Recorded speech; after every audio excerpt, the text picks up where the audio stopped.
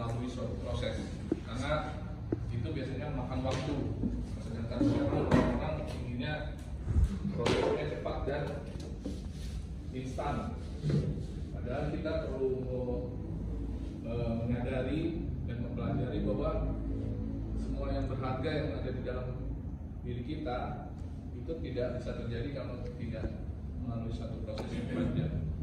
Jadi katakan kita memerlukan suatu ketekunan, artinya kalau dia berproses dia harus tekun ya, tidak bisa instan.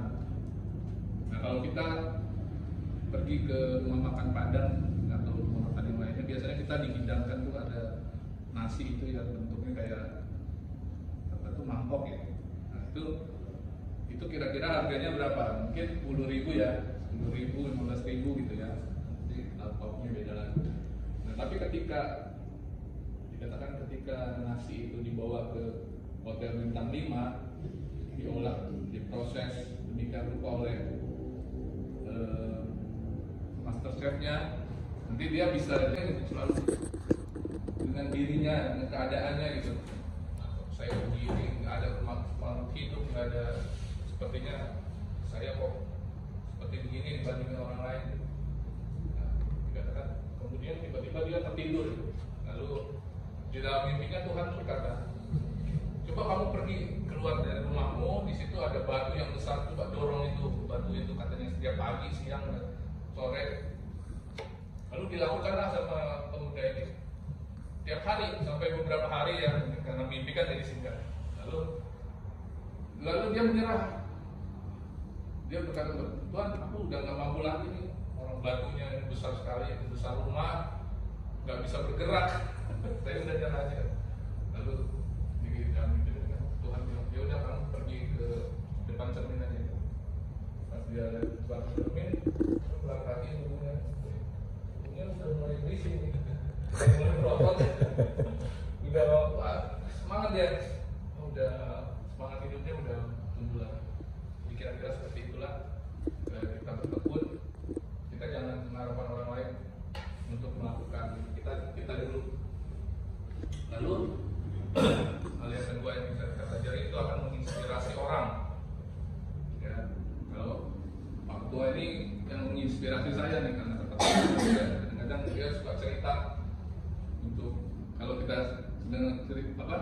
sering dengar ya ceritanya, pergi ke sana, menghadap sana gitu kan, ada saja apa strategi atau itunya gitu ya, sampai itu tercapai gitu, kira-kira seperti itu. Jadi menginspirasi. Hakim yang tadi itu, yang lalim itu mungkin terinspirasi juga sama si janda ini apa, tidak menyerah ini jandanya, akhirnya dia membela daripada janda ini. Kemudian kita juga mungkin bisa menginspirasi orang kalau kita dalam kerjaan kita ini sungguh-sungguh, kita melakukan semua apa yang kita lakukan, apa yang kita korbankan, apa yang kita ini, mungkin kira-kira bisa menginspirasi orang. Oh ternyata orang apa ini benar-benar setia gitu. Lalu yang ketiga, apa yang tadi saya katakan, coba saya lihat contohkan ya. Nah itu akan membawa terobosan. Jadi karena usaha dari janda ini dikatakan hasil akhirnya hak-hak janda yang diambil tadi itu akhirnya dapat dia peroleh kembali. Begitupun dengan kita, katakan kalau kita tekun, kita berdoa setiap hari, maka akan membawakan suatu kesuksesan. Nah ini dapat kita implikasikan, apa dapat kita lakukan, implementasikan di berbagai hidup kita, baik itu di kantor, di tempat bekerja, atau di khususnya di pembangunan kita. Jadi saudara-saudaraku, kalau Pak Pendeta bilang kemarin jadi berarti kesimpulan ya. Jadi saya nggak bisa balik lagi, ini udah bilang jadi saudara-saudara, hakim yang lalim itu saja dia takut gitu loh dengan perempuan ini, dengan janda ini, takut ya.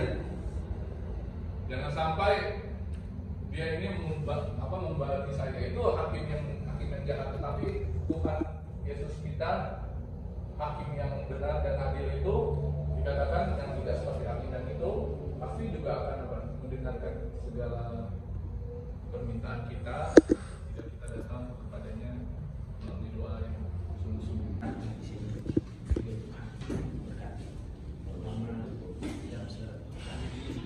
Melalui pembangunan yang kami lakukan di tempatnya Bapa, Tuhan dengarlah setiap doa yang telah dilayangkan oleh hamba-hamba Tuhan di tempat ini.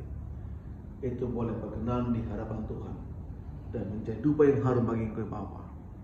Tuhan, bila nanti kami pulang dan berpisah dari tempat ini, melakukan tugas, aktivitas dan kegiatan kami, mari surga menjagai dan memberkati kami.